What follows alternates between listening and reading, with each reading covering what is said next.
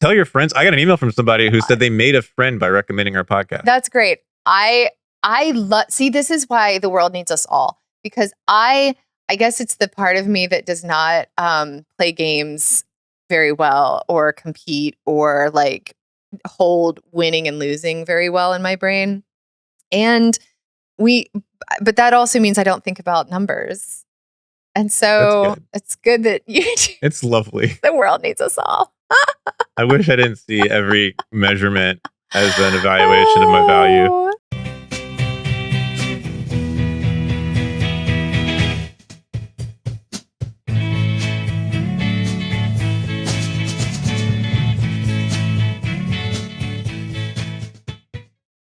Welcome to Cult Favorite, the podcast that is a life-transforming event all its own and would never ask you to crack an egg over your head. That's ridiculous. Have you ever cracked an egg over your head? No. Some kind of like, I don't know, online challenge? No. Well, Did you do the water bucket challenge? You know where the... No, I was thinking about that recently. Because that was like viral challenges, are those even a thing anymore? So that's sort of become that sort of transmuted into like the TikTok trend. I don't know. What's the TikTok trend? Like these things people do on TikTok that are trends. But do they challenge? Like, are there challenges though that people do, or is it just, you mean like just trend setting? Like everybody do this thing, like the same way as like pour a rice bucket over your head. I don't know. I don't know. We should. I don't know. Remember planking everybody? That was such a simpler time. What was not a simpler time was the late 90s and early aughts, wherein people at Teen Mania events were actually asked to crack a egg over their head. I'm Miranda Simmons. Who are you? You're Mike Altman. Mike Altman. We are two religious studies professors trying to understand all these cult documentaries. You can't stop binge watching. And if you want to support the show, follow us. I was just informed that our Instagram following count is pretty low. So find us. Why are you saying that? Pod. Oh my God. You were saying, holy crap, we just got 1,000 blah, we did blah, just blah. have a so why are you focusing on the negative? You're right. I'm supposed to be good vibes.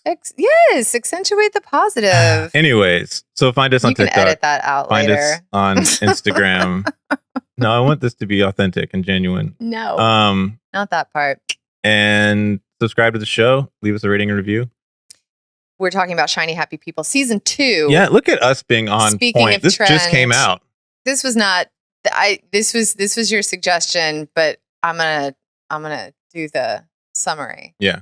I mean, I was very engaged, and so Shiny Happy People was the Duggars documentary that we talked about already. But season 2 is not actually about the Duggars. There's a tiny little bridge that I do want to talk about. Yeah. From 2 of the people who were in the Duggars documentary that now introduced us to the second season, which is really about Teen Mania. Yes. What did you know about Teen Mania? I had not heard of Teen Mania before this. Really? Because as I was watching the documentary, it was around when I was an evangelical high schooler. But it wasn't as popular as it would be. I was in college by the time it really I was gonna say you were younger than. Yeah. So I wasn't. Did you run into it? I absolutely remember this. Okay. People were going to Acquire the Fire and stuff. For sure. I knew of Acquire the Fire, but I just put it in the lump of like evangelical revivalism stuff. Yeah. Well, here's what gets covered. The phenomenon of Teen Mania it's an evangelical youth organization run by Ron Luce for about 30 years. It had a good run from the mid 80s to 2015. Under its auspices were 3 things. And this is really what the documentary lays out. Global expeditions, that's the mission trips for teens. Acquire the Fire, which we just mentioned, which were like massive events for teenagers. It kind of took like tent revival and put them in an arena. There's nothing new here. Added fire, Marines, Honor Academy is the third. That is the internship for the people who wanted to take things for the next level. Mm-hmm. In their faith, that's how a lot of the former members talk about it. I wanted to kind of take my faith to the next level. I was getting more involved, but they also they wanted to be interns for Acquire the Fire, Yeah. who were like the coolest. They were. Here's what does not. So it's about that, but it's also about the fall of that. And like the documentary lays out, what those were, but then the former members talk about the abuses that occurred in each sector. We do not hear from like people who had a nice time, but that's not really what this is doing.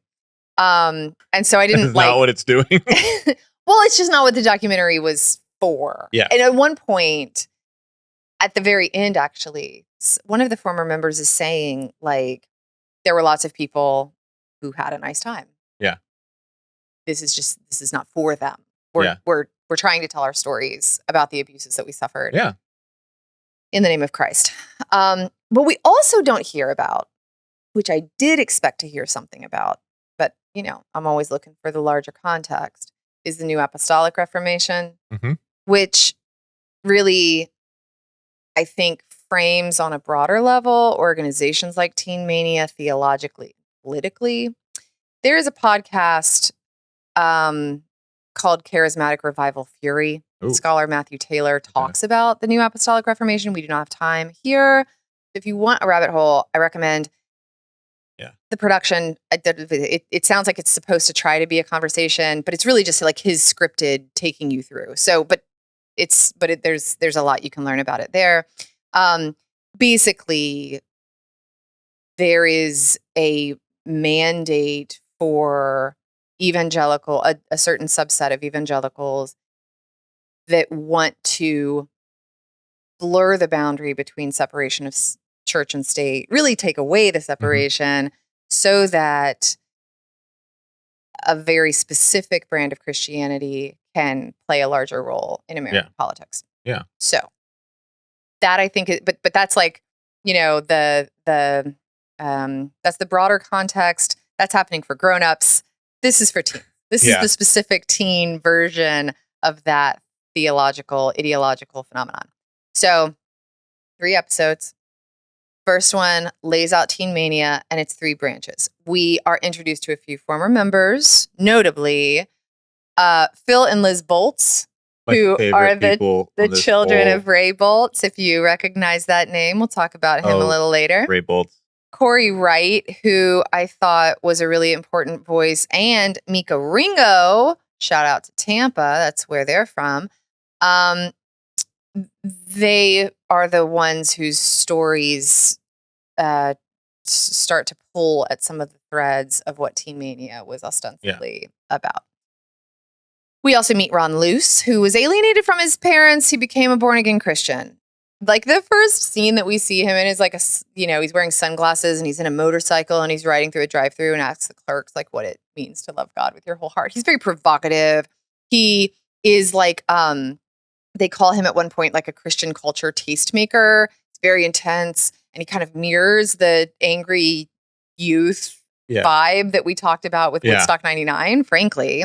It's all very like evangelical MTV VJ. Yeah, aesthetic. And he calls but MTV is like cancer. Yeah. So we need to boycott that and create our new. We've talked about this. We've talked about this before too. Of like the alternative, the Christian alternative to what you would have in secular society, which in the 90s was characterized to a lot of people's minds by overt sexuality in a way that was not appropriate. See the Woodstock and the Mr. McMahon and the Jerry Springer episodes we've done already. Correct. Okay. So he builds Acquire the Fire, describes it as a Christian atomic explosion with teenagers. There were about 60 a year. I did not realize that. That's a lot. And Ron Luce, just creates this kind of Coachella for youth groups is what one person describes it as.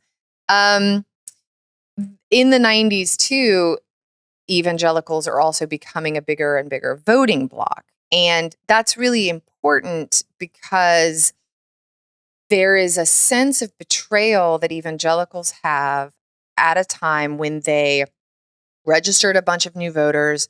They elected politicians who ran on conservative values, but then got elected into office and kind of did their thing and became politicians and didn't really advance the cause. So now they've got to take matters into their own hands. And that's really this raise up a new generation, get people prioritizing our theology and, figure out how to make them exemplars in and major players in political society. So we also learn about global expeditions because, these teenagers are told they need to save the world from a literal hell. Mm-hmm. So it makes lots of sense. But we get the first little crack in the veneer of you're also supposed to die empty every day, is what they're told. So there are these ascetic elements that are brought to bear. Poor Phil Bolts almost dies. He's in the hospital, but his suffering is for a good cause or whatever.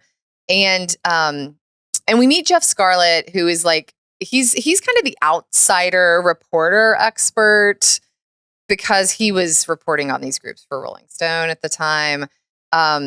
We don't hear from a lot of we hear the word cult really quickly. Yeah. Immediately. Immediately. Yes. We do not bring in quote unquote cult experts. And that is a thing that we have seen in several of the documentaries that are about groups that do hold a sort of political social capital. Yeah. Do you know Jeff Charlotte's work? No. Okay. Not So really. he's written. So he wrote. So he started The Revealer. You know The Revealer? Oh. That was his. No, I don't. It's an online religion and politics and news site. I was thinking Believer, which is a McSweeney's joint. No. He wrote. I think he wrote a book. There's a Netflix documentary on the family. The Washington D.C. Oh yeah. He was I think he wrote the book that was based on. Okay. He's one of the journalist guys on the religious right beat since I was reading him in college. He's been around forever. Okay. So he is the cult expert if we're talking about the religious right as a cult. Which I would never do because I don't find cult I wouldn't analytically either, useful. But I also wouldn't call Heaven's Gate a cult. He wouldn't say that either. Well, Heaven's Gate is... I mean, but that's where I'm at. I have so many new thoughts on Heaven's Gate after this project. Okay. But Jeff is Jeff's sort of the he would never use cult either. I'm just saying I would never use it to justify anything or because it's always used to legitimate. I don't know. Yeah. And I don't think to his credit, he's not using that language. It's all coming from the text. He does make a very he wants to make a distinction early on though between religion and politics, which I think is very interesting because I think that's that is it makes sense colloquially that we have these kind of we think of these as separate spheres, but the whole point of groups like Teen Mania is if they show us anything, it is how imbricated these categories are and how maybe we should think twice before we relegate them to different spaces conceptually. Yeah. Okay. Episode 2, Inter Honor Academy. People pledge lifetime commitments. They are elite warriors in this battle between good and evil because we're taking things back because we don't trust our political leaders anymore. That whole vibe is coming into this more elite space. Dave Haas is the executive director and Ron Luce is number 1. And he's super military oriented. So, and somebody says, and I think that it's worth noting that it makes sense that everything is mega regimented and super militaristic if your mission is to run a youth organization that is trying to change the world. Mm-hmm. So I think putting these things in context is important. They, create placements for interns. There are about 1,000 at any given time. It's a big operation. Call centers are recruiting people for the global expeditions. These interns are not paid. It's important to say, but they paid a monthly fee to work. 31 hours is the official amount of time you're supposed to work, but many kids are doing triple that because they want to demonstrate their commitment and die to themselves was the language. So it's all about obedience. We hear about that, like it's kind of not an overt callback to, but certainly the ethos is the same as what we hear about in Shiny Happy People season 1. Ron is teaching these character development classes that are based on obedience. Purity culture is a big thing. Josh Harris, who is the author of I Kissed Dating Goodbye, who later, recanted his stance and apologized for all of the influence it has had, is interviewed for the documentary as well. So he talks about that a little bit. And maybe this was Jeff Scarlett who said that this regime of self-policing and all of this control is not so much about people following the rules, so much as it is always thinking about the rules, which I thought was an interesting distinction that makes a lot of sense. Pause. Yeah. I'll edit this. It's Charlotte. Charlotte. Thank you. Yeah. All right. It's Lawlish and Charlotte. We'll get our pronunciations one day. Just why. All right. Now I can start back. I can find that easily now. Charlotte. So there are also something called LTEs, life transforming events. This is where people are learning experientially. There are lots of examples of this. Yeah. One of them is that we're splitting campus in half. Half are missionaries, half are quote unquote tribal people, and the former has to figure out how to convert the latter. Yeah. One example is staff waking you up at 3 a.m. You are blindfolded and taken out to the middle of nowhere, given a 6-foot cross, and you have to just find your way back, but you can't ask any questions. Like this kind of stuff is happening. Corey, one of the very few people of color on campus, tells his own stories about what that was like and how, a lot of the drama that they would put on, they would perform lots of things. Again, this idea of like native otherness was also racialized was a big part of the just kind of way of seeing the world. Yes. No, we learn about the origin story of Ray Boltz's I Pledge Allegiance to the Lamb. We can again come back to him. But importantly, news breaks about the Columbine massacre in 1999 as they are about to stage this day one stadium event in Detroit. I think it's Detroit. Victim at Columbine, Rachel Scott, was signed up with Teen Mania to go on a global missions trip that summer. Jeff Charlotte says, Ron uses Rachel at day one. Instead of like, this could be you, so we've got to stop violence, it's this could be you, wouldn't that be awesome? Because she's a person who knows how to give her life to Christ in a literal way. There's another girl whose name comes up, who escapes me, who also died in Columbine. And I was watching this with my partner, and she knew as soon as they said Columbine, and like in the context, she said her name because it was so embedded in her brain from the news. It was not embedded in my brain, clearly. But I just had not realized how much that story, which turned out to be not true. Okay. I was wondering if you were gonna. Okay. Yeah, yes. But how much that got like mainstream play, because my partner's did not grow up in my little world. So I just thought that was Cassie Bernal. Is she immediately said she was Cassie Bernal, and I was like, "What?" And then it came up on the screen of like the gunman. Are you a Christian? Yes, I am. And so then they shoot her. Yeah. So the character of a martyr starts to take center stage. Yeah. And is utilized and operationalized in a really effective way at this event, but then also at the Honor Academy, because after Columbine, the intensity really amps up.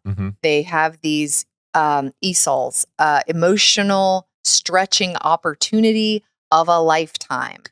these simulated Navy SEAL Hell Week, and their stories abound. But you know, like if you think that you are in a battle between good and evil, and this is a real war that you're fighting, then this takes on a different kind of intensity than just a sort of like military simulation LARP drama event. Like this is something else, and they really, this is where a lot of the stories of abuse are coming out.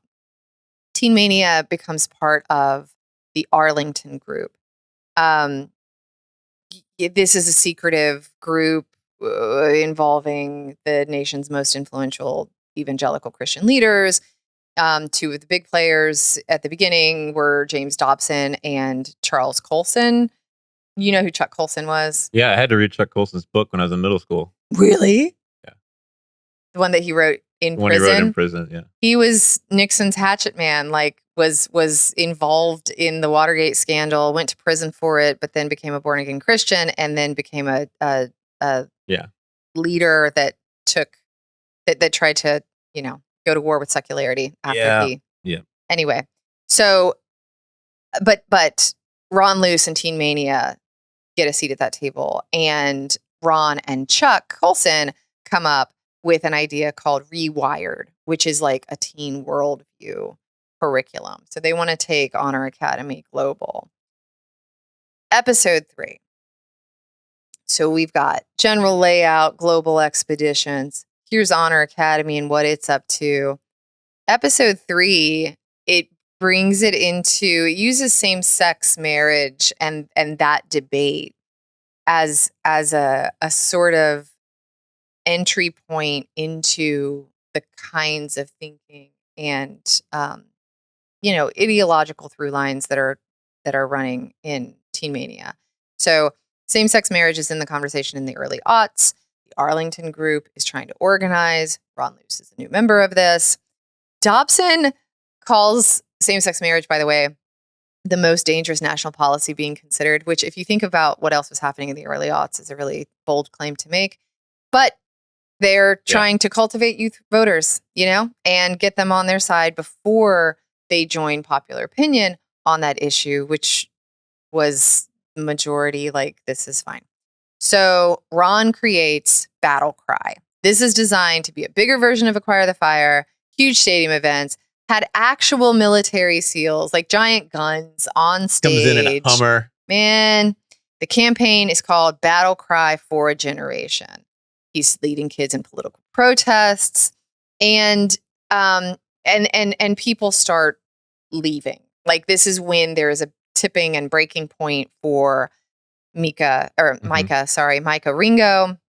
They leave and start a blog because everyone's trying really hard to kind of keep up with all this intensity, but people are also people, and So Micah leaves. They start a blog called Recovering Alumni, My Teen Mania Experience, and start collecting a lot of stories that people have about what these, ESOL. It's always a blog or a Facebook group. It's always something that takes things down, right? Like it's like it's people sharing their stories, and so like how you are able to access those stories and how you are able to transmit those stories, it makes sense. But like there were a lot of there was a lot of physical injury, a lot of emotional trauma that they wanted to bring to the leadership.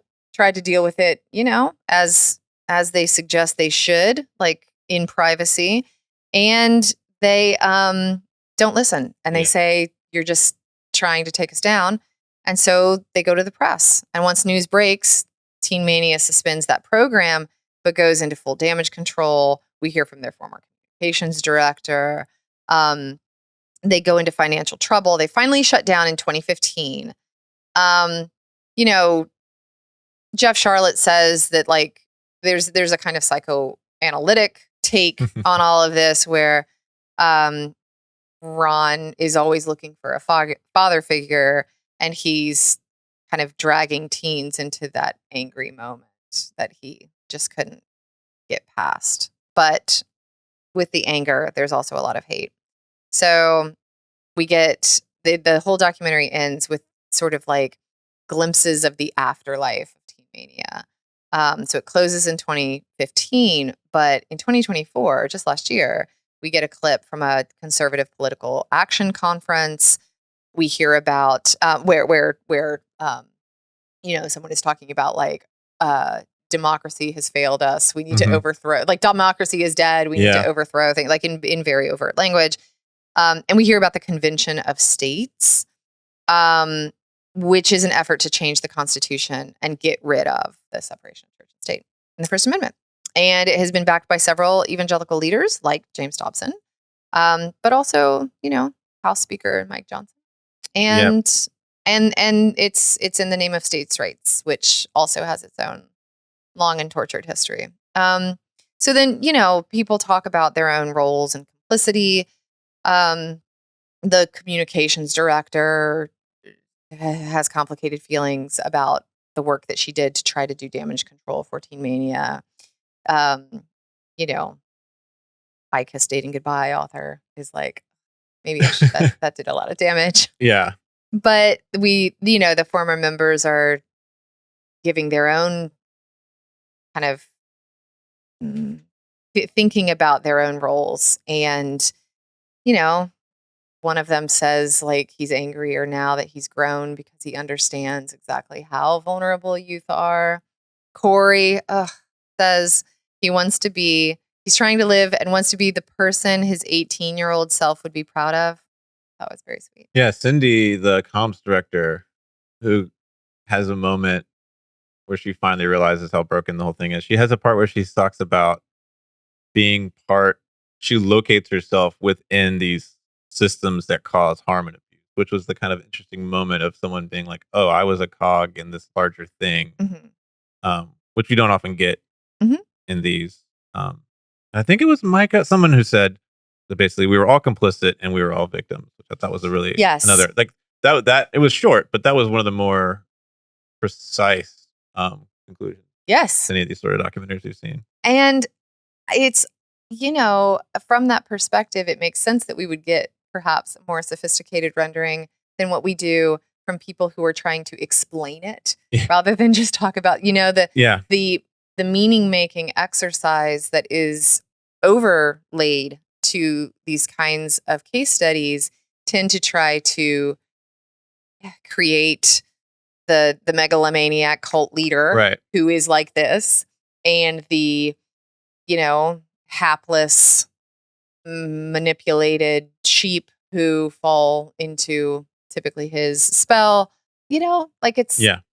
Anyway. Yeah, I mean, we don't get the sense. We don't get the sense that Ron Luce is some charismatic leader who, do you not think? I mean, he could. He's a showman. Like, they could have done that exactly, but that's not how he's presented. It's not. See, that's what. It's one of the things that I find so interesting because it would be so easy. It would be so easy to take the kind of explanatory playbook script about Marshall Applewhite or, Jim Jones or and put it onto Ron Luce and talk about how he was able to, because we do hear little glimpses from people about like how he seemed like a celebrity and this and that. And so it could very easily be presented that way. Yeah. But there is a production choice that does not present it that way, even as it talks about the harms that it has done, the abuses that people experienced, and even as, again, we've talked about this before, you and I, but like the former members use the word cult really quickly and easily. And that's their prerogative, because whatever language you want or need to talk about your experience belongs to you. but the kind of explanatory rubric that we use to place these stories, I think is just always so interesting and worth paying attention to. Yeah, I think that's exactly right. I think too, like, the part of it is that these kids were not recruited off the street. They were coming because of a youth. They were all already members of churches, right? And they're being sent by youth pastors and parents and things. And so there's a way that, like, this is like so many other kind of parachurch organizations that just sort of glom on, which I think is why, like, the New Apostolic Reformation stuff is not in there, because they were not limiting themselves to churches in that movement. They were pulling people from Southern Baptists and conservative Presbyterians and conservative Methodists and all sorts of, So I think there's like that interesting piece to it where like that there's like the kids are off doing this stuff and the parents and maybe even some of the youth pastors have like no idea. And early on, it's Ron Luce himself who is traveling around to all of these youth groups all over the nation to try to recruit people. So, I mean, there is this singular figure doing a thing, being a tastemaker, having a influence. And then, there is, when they come to the Honor Academy, they talk about how it's like, your parents aren't going to understand this. Your families might not understand this, but your responsibility and obligation is to God. Yeah. And so there is this unquestioning submission to authority, a divine authority, even potentially at the expense of their families. And there's something about like the way parenting and adolescence was from like 1998 to 2008 that I think makes space for this to have like this is also a product. It's a product of like a particular theological movement, political movement, but also a particular set of like social norms around young people at the time that we've talked about, whether it's Woodstock 99 or whatever. Like it's all kind of that's all sort of baked into this in kind of an interesting way. 100%. What were the things that stood out to you? I want to talk about Ray Boltz. Let's do it. Did you know who Ray Boltz was before this? Absolutely. Okay. First of all, I was shocked at how many Ray Boltz songs I know. And I was trying to describe Ray Boltz to somebody, and I was like Lee. Like, do you want to give us a little? No, I will. I will. I bet your numbers would go up since you care so much about the numbers. My mom sang a number of those songs in church. I have like very clear memories of hearing "Thank you for giving to the Lord" in church. Thank you for giving to the Lord, special music. And but I didn't know his story. Like he was just he was just alongside all of the other Christian musicians I knew. I did not know he came out. I did not know his kids. No, I knew none of that. I was like, I want more. Right. So like, Ray Boltz is fascinating. There needs to be a Ray Boltz documentary, because like, maybe you could do an intellectual biography on Ray Boltz. Yeah, I had a very So, a friend has told me I should do more autoethnography. Maybe my first project would be Ray Boltz. But the kids who are his kids who are grown on the show, Phil and Liz, they're amazing. Liz, go follow Liz on TikTok. She's hilarious. They're great together. Okay. That's the other thing I've noticed a lot is a lot of the posts once the show is now and out. A lot of these people they're on TikTok expanding on what they say in the show. So that was the first thing. The second thing, did you know Braveheart was so central to American evangelical culture? No, but I knew that Braveheart was central to American culture. Okay. But it's like, it has a very, like this. So in the documentary, they talk about Braveheart. And it was shocking. One of those things where like, I think I didn't realize like the Mel Gibson movie is one of the things that is sort of runs throughout this era of American evangelicalism. Came out in 1995. Yes. I just and like searched, it was like so it makes sense. Our youth group watched it. Oh, interesting. Interesting. And because of the story, especially because I like one of the reasons I didn't run into Acquire the Fire, not besides of like sort of the timing, was I was off more in the Reformed Conservative Presbyterian youth group circles, which was the kind of like they had the old white men in the church had theological problems with the New Apostolic people. Okay. Because they were like, they didn't think the whole charismatic movement. They were kind of side-eyeing it. Okay. So we didn't get that. But we got Braveheart because, of course, like those conservative Presbyterians love Scotland. And so that was huge. Like, so there's so I keep thinking that someone needs to really do a deep dive on Braveheart and American Christianity, because it's so much there. The closest thing is in the Uncivil Religion Project, uncivilreligion.org. We'll put the link in the show notes, but there's an article from Kristen Dumais. So that website is about various images from the January 6th attack on the Capitol, one of which is a poster of Braveheart. It's a sign someone had, and it is Braveheart with the severed head of Karl Marx. Interesting. And Kristen writes an incredible essay, very accessible, very short, about that. Like, what is, like, explaining to somebody like who's curious, like, what's up with this image? And she goes through and talks about, Mark Driscoll, who was the misogynistic and hateful pastor of Mars Hill in Seattle. There's a Christianity Today podcast about that whole thing. So he posted his horrible things under the pseudonym William Wallace II. The probably a book that I don't think has gotten enough coverage by scholars.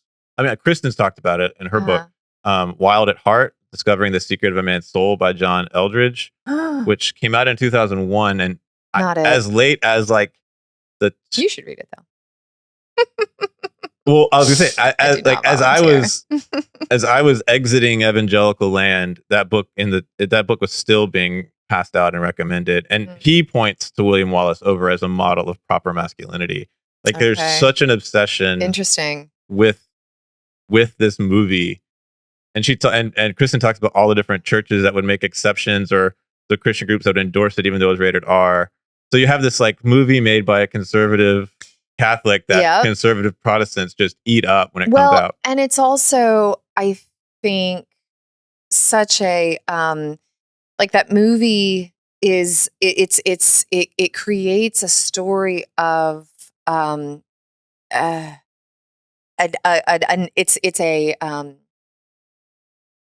it's a nationalistic message, even as it is also this personal journey, and like it weaves together all of those strands that we've been talking about, where like it's not just, religion over here and culture over here and politics over here and history over there. Like, a story about national freedom or the independence of a country is also the story about a domination and vanquishing of good versus, over evil. And it's an authoritarian leader.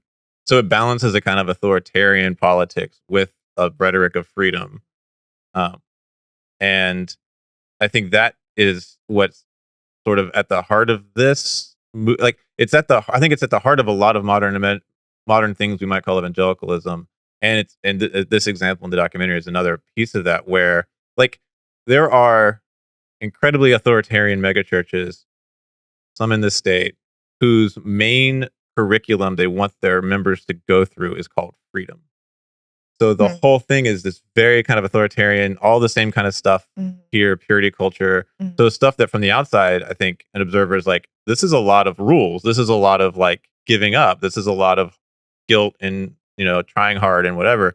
But then the rhetoric is of freedom, both in like on a personal level, but then this large. So like from the outside, it can seem, and I think there's a lot of gotcha commentary about evangelicalism on the internet. That's like, oh, well, they don't like, how does it freedom and democracy, and they're so patriotic, but also they're authoritarian. It's like, and it's like, no, there is a way that they balance those and bring those together. One of the things that I appreciate about, I haven't listened to the whole thing, but that Charismatic Revival Fury podcast that I mentioned on the New Apostolic Reformation is a kind of, a history of how those messages and images and ideas came to make sense. Because I guess if you're looking at, any number of these moments or of these examples in a vacuum and externally, if you're looking externally at one of these moments, it can seem incongruous or those connections can seem hard to make. And but there is a very careful and curated trajectory. There is a long, yeah, there has been a long game always in mind. There is plan. There is, even though not centralized, organized, church like leadership. Yeah. There is so there's a kind of diffuse network of apostles and prophets and whatever, but their messaging is very unified, and the ways that different things come to make sense for them is something that I think is worth paying attention to if you want to have a more sophisticated rendering of any of this beyond, again, just like surface reading. The last thing about the documentary itself that jumped out to me was just like another example of just like anger. Sure. Like the anger of this moment is something that we keep coming back to through the different, whether we're talking about the Jesus camp or Woodstock 99 or now here. Like there was an anger amongst the youths that I think is interesting to see the various ways it gets sort of, instead of the anger of Limp Bizkit, it's like the anger of Acquire the Fire, and there's a sense in which it's a like literally righteous indignation. Yeah. Such that you have to be angry if you're taking something serious. And if you're not angry, well, then you're just not paying attention. And it goes back to like the quote from Jewel in the Woodstock 99 doc about we didn't feel like we had anything we were fighting for. These kids do. Absolutely. Right? Like they have been given something that feels life or death, that feels so important, and that says, and you have a very important role to play. Which is why they can have a similar energy, even though a contradictory message to the people on the Woodstock stage. Yeah. What did you want to talk about? Well, I'll just say very quickly, I was trying to race through that summary, I know, but I mentioned that at the very beginning, the bridge from season 1 to season 2 is Amy and Dylan. Amy, I forget their last name, but Amy was the fun cousin. The fun cousin. May we all be the fun cousin. The cousin of the Duggars who, also grew up conservative and religious, whatever, but was allowed to like watch TV and go to prom and stuff. And she didn't want a quiver full of children for her own life. And so she kind of showed up on the show as the lovable insider who is also she's in but not of, the Duggar family. And so those two are sitting on a couch. That's the first thing that we see. And they're like, I knew this would happen. We're coming back, But then we don't see them again for the entire documentary. They're just kind of there as like the sort of like the when Alfred Hitchcock comes to like announce a thing that that's a bad metaphor, but like it's like we get like an image of them before the actual thing itself. It's a good to explain the technique. thing. Yeah, it's a good way to connect it to the previous season. So here's what was interesting though. So Dylan says, how do you know? And this segment also is like a couple of minutes. Like it is not long. Yeah. But this is the gist of their conversation. Dylan says, how do you know if you're in a cult if that's your normal? Amy's like, you don't. Dylan says, until someone comes along and says, that's not good. That's a cult. And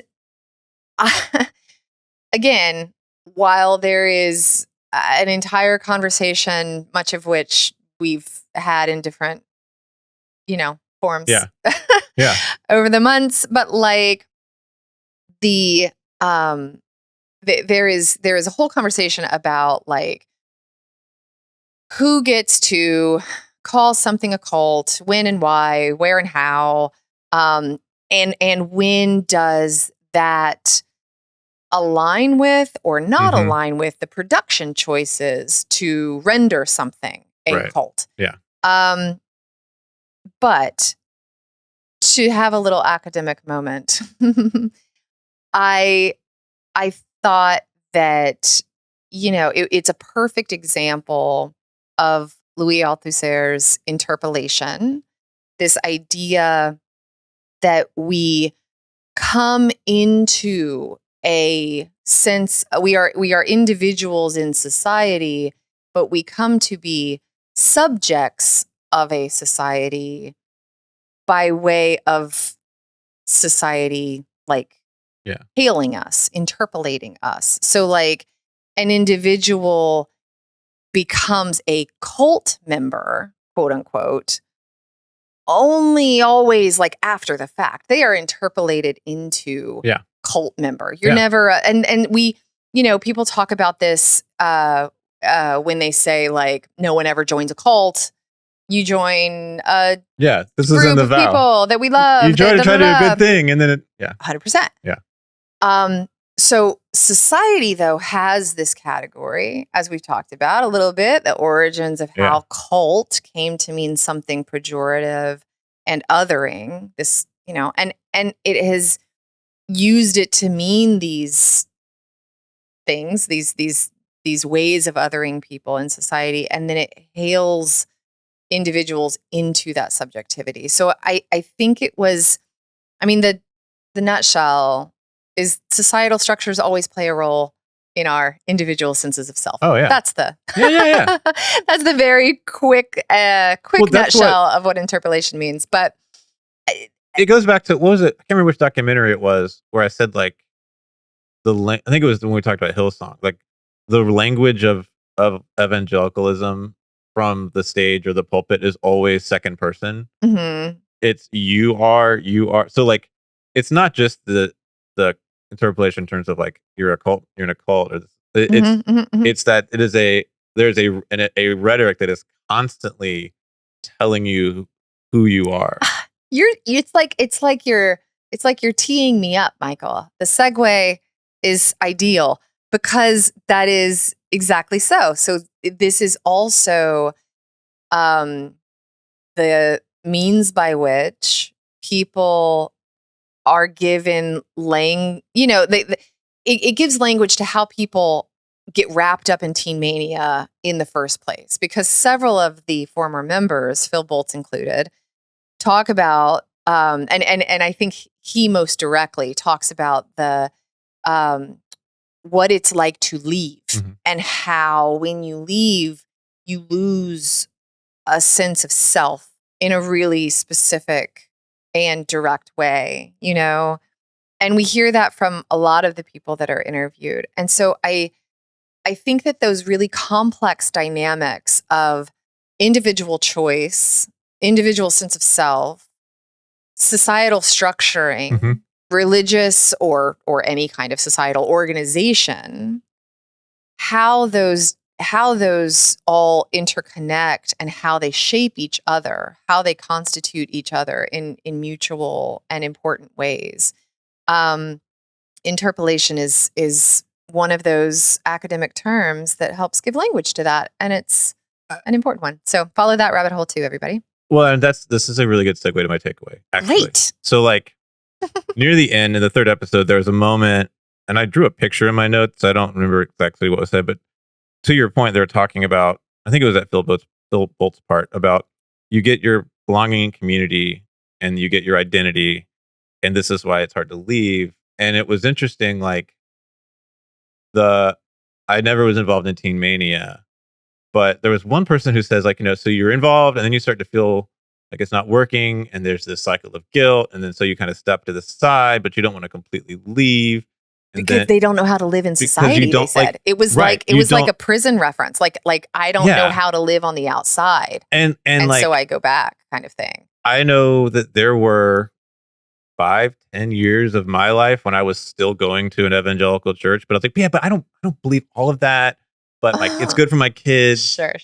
Because I never knew another way to like make friends, to like find stuff to do. It like organized so many things. Sure. That it wasn't, I didn't know how to live in society, but at the same time, so you try to like, you go to the edge, like, well, I'll be like the one person, and then eventually you realize like no one wants to hear what I have to say, and this is causing more friction and you eventually, you know, because like why should they, right? Like in these like where group formation is most successful is where people are able to share things that everybody already agrees with. This is why, so it's you rationalize like I'll be like the progressive professor in this conservative church and it'll be fine and maybe I can change the people, and then you're like, oh wait, no, I got to get the hell out of here. Which is not to say I want to be very like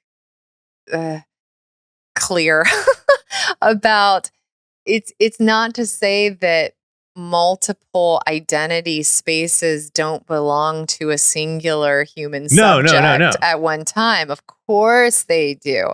And we are always inhabiting multiple spaces. So it's not, I don't want to, I think people can also be really quick to create dichotomies where like, this is the space that thinks and feels this way, and this is the space that thinks and feels this way, but academia is like this. Church is like this. To go back to your interpolation point, though, I think what happens is the interpolation stops working. Yeah, or you start to feel it in a way that because no one's walking around like, oh, I'm being interpolated, right? But you start to recognize that, like, no, I'm not, like, right. You are. No, actually, that's not right. And so that I think is what, and so what this got me thinking about is like, I think I've come up with a new term. Ooh. We'll test it out. Okay.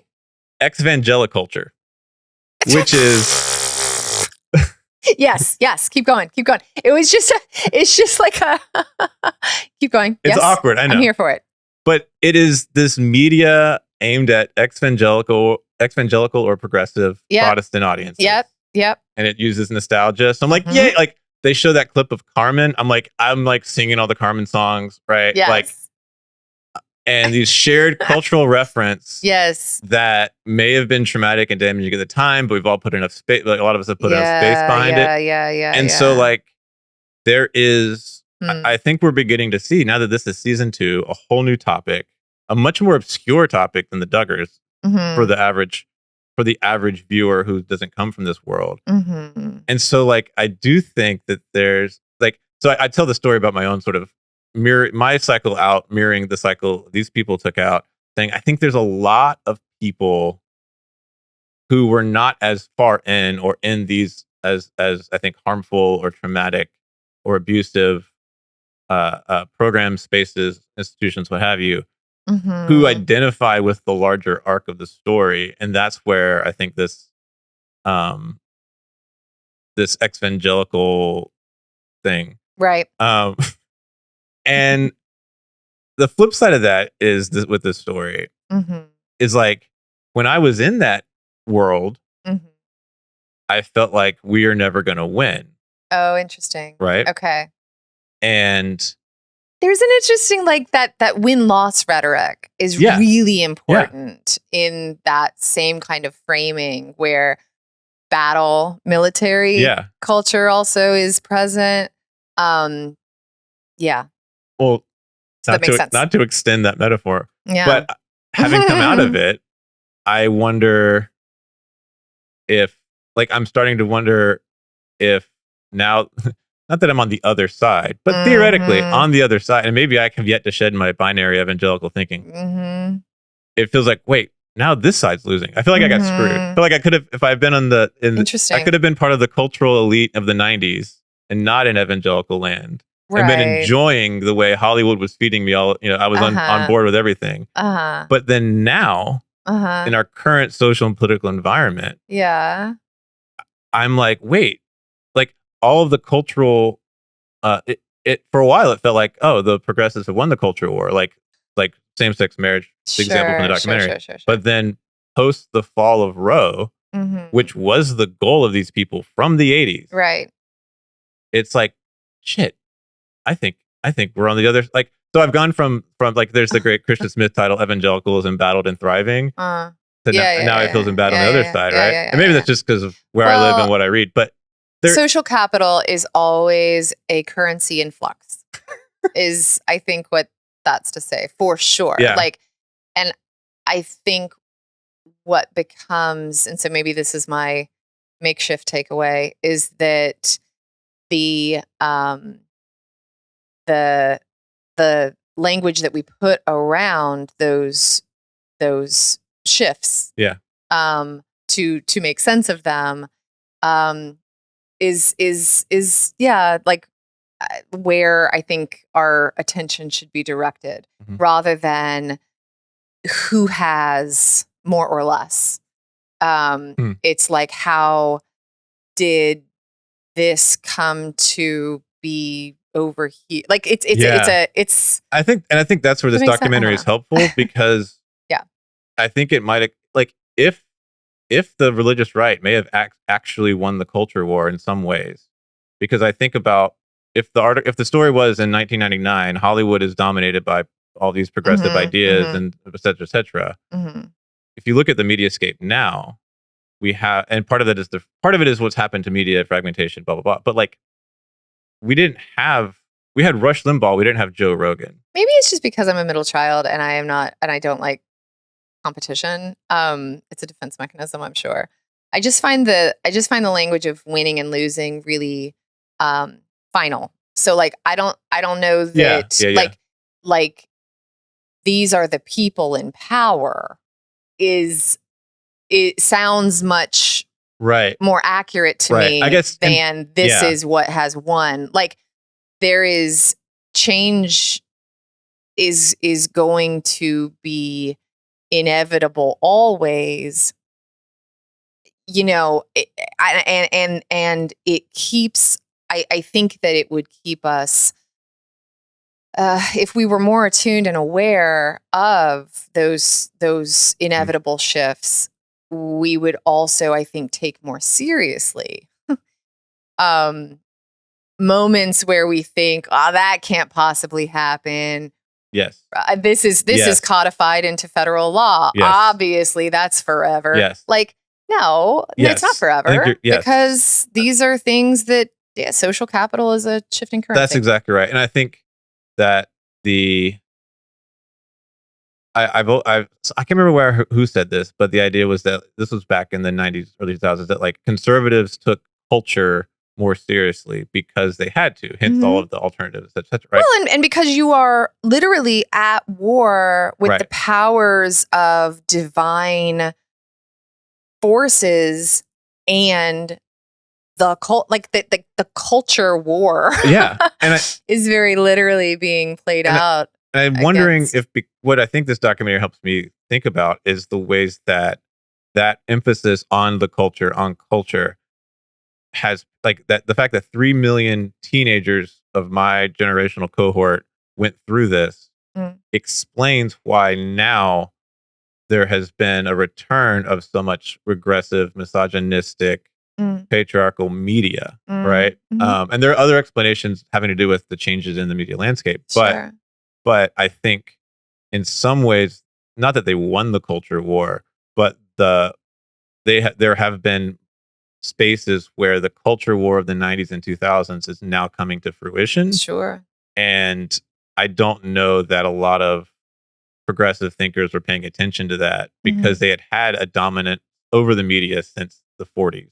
Well, and in our space as scholars, in our space and role as scholars, I think that it's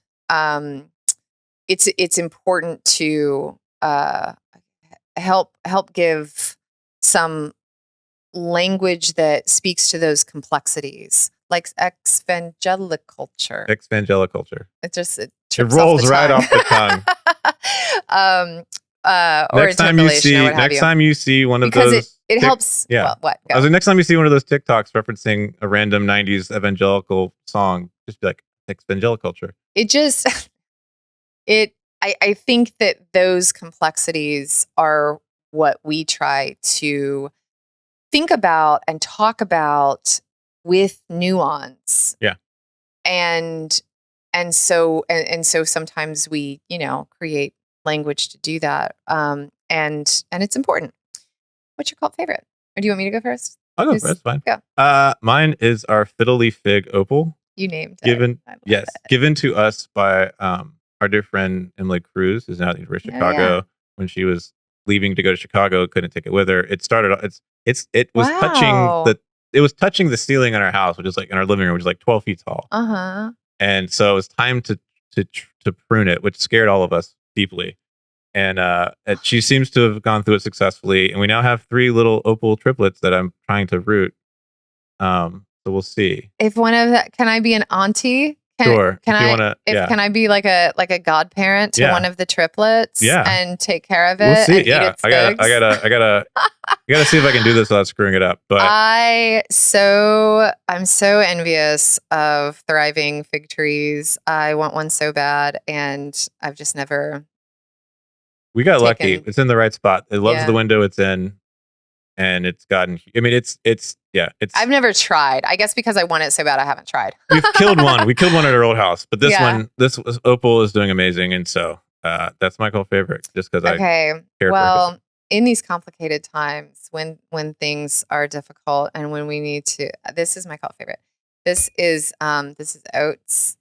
This is an alpaca that is made of alpaca fur, and I don't really go in for like stuffed animals and stuff. That was never actually a thing for me, even as a kid.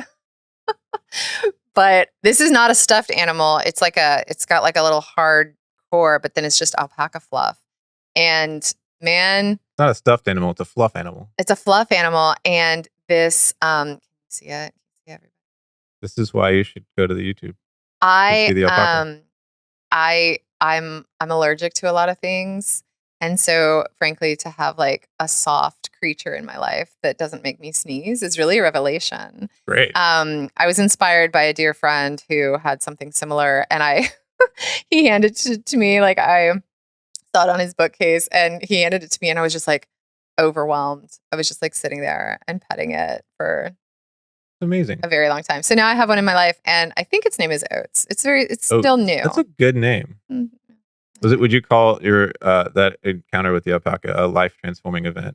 Oh, definitely. Emotionally, were you emotionally stretched? Yeah, 100%.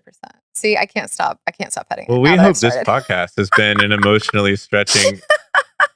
Was it about something Thanks experience of a lifetime? Yeah. You can subscribe, leave us a rating and review. I don't know.